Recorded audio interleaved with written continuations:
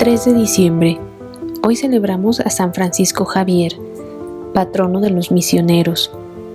Nació en el castillo de Javier, Navarra, en el año 1506.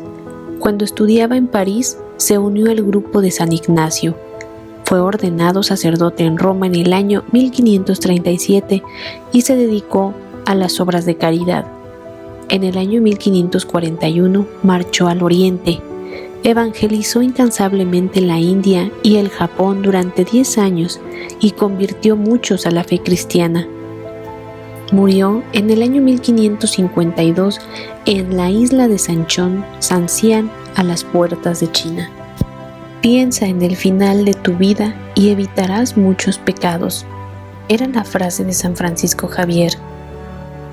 El Papa Pío X nombró a San Francisco Javier como patrono de todos los misioneros, porque fue sin duda uno de los misioneros más importantes y grandes que han existido. Ha sido llamado el gigante de la historia de las misiones. La oración del día de su fiesta dice así: Señor, tú has querido que varias naciones llegaran al conocimiento de la verdad por medio de la predicación de San Francisco Javier. Esto es un gran elogio. Empezó a misionar a los 35 años y murió de solo 46. En 11 años recorrió la India, un país muy inmenso, el Japón y varios otros más. Su deseo de ir a Japón era tan grande que exclamaba: si no consigo barco, iré nadando. Fue un verdadero héroe nacional y misional. Francisco nació cerca de Pamplona, España, en el castillo de Javier, en el año 506. Era de una familia que había sido rica, pero que a causa de las guerras había vendido todo. Desde muy joven tenía grandes deseos de sobresalir y de triunfar en la vida, y era despierto y de excelentes cualidades para los estudios. Dios lo haría sobresalir, pero en santidad. Fue enviado a estudiar a la Universidad de París y allá se encontró con San Ignacio de Loyola, el cual se le hizo muy amigo y empezó a repartirle la famosa frase de Jesucristo: ¿de qué sirve a un hombre ganar al mundo entero si se pierde a sí mismo? Este pensamiento lo fue liberando de sus ambiciones mundanas y de sus deseos de orgullo y vanidad, y lo fue encaminando hacia la vida espiritual. Aquí se cumplió a la letra la frase del libro del Eclesiástico: encontrar un buen amigo es como encontrarse un gran tesoro. La amistad de San Ignacio transformó por completo a San Javier. San Francisco Javier fue uno de los 7 primeros religiosos con los cuales San Ignacio fundó la Compañía de Jesús o la Comunidad de Padres Jesuitas. Ordenado sacerdote, colaboró con San Ignacio y sus compañeros en enseñar catecismo y predicar en Roma y otras ciudades. El sumo pontífice pidió a San Ignacio que enviara a algunos jesuitas a misionar en la India. Fueron destinados otros 2, pero la enfermedad le impidió marchar, y entonces el santo le pidió a Javier que se quisiera embarcar por tan solo un tiempo en tierras remotas. Él obedeció inmediatamente y emprendió el larguísimo viaje por el mar. En el barco aprovechó esas interminables semanas para catequizar lo más posible a los marineros y viajeros. Con San Javier empezaron las misiones de los jesuitas. Son impresionantes las distancias que Francisco Javier recorrió en la India, Indostán, Japón y otras naciones, a pie solamente con el libro de oraciones como único equipaje, enseñando, atendiendo enfermos, obrando curaciones admirables, bautizando gente por centenares y millares, aprendiendo idiomas extraños. Parecía nunca estar cansado. Por todas las noches, después de pasar todo el día evangelizando y atendiendo a cuanta persona, llegaba junto al altar y de rodillas se encomendaba a Dios la salvación de estas almas. Si el sueño lo rendía, se acostaba un rato en el suelo junto al sagrario y después de dormir unas buenas horas, continúa con su oración. De vez en cuando exclamaba: basta, Señor, si me mandas tantos consuelo, me vas a hacer tanto morir de amor. Con razón su palabra tenía efectos fulminantes para convertir. Era que llegaba precedida de muchas oraciones y acompañada de costosos sacrificios. Algunas noches no era capaz de levantar su mano derecha, tan cansada estaba de tanto bautizar a los que se había convertido en sus predicaciones. La gente lo consideraba un gran santo y le llevaban sus enfermos para que los bendijera. Cuando se conseguían curaciones milagrosas, él consideraba que esto se debía a otras causas y no a su santidad, sino por el poder de intercesión que solo Dios da. Desde el año 1510, Goa era una ciudad portuguesa en la India, y allá puso su centro de evangelización nuestro santo. A los portugueses se les había olvidado que eran cristianos, y lo único que les interesaba era enriquecerse y divertirse. Así que tuvo el misionero que dedicarse con todas sus fuerzas y gran sentencia, fervoroso siempre el trabajo, a comerciantes, sin conciencia y sin escrúpulos.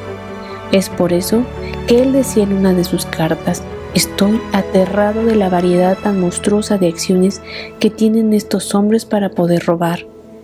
Empezó a ganarse la buena voluntad de la gente con su gran amabilidad. A uno de sus compañeros le escribía: «Hágase amar y así logrará influir en ellos. Si emplea la amabilidad y el buen trato, verá que consigue efectos admirables». Estableció clases de catecismo para niños y adultos, popularizó la costumbre de confesarse y comulgar. Enseñaba la religión por medio de hermosos cantos que los fieles repetían con verdadero gusto. Por 13 veces consecutivas hizo larguísimos viajes por la nación enseñando la religión cristiana a esos paganos que nunca habían oído hablar de ella. Los dos de las clases altas no le hicieron caso, pero los de las clases populares se convertían por montones.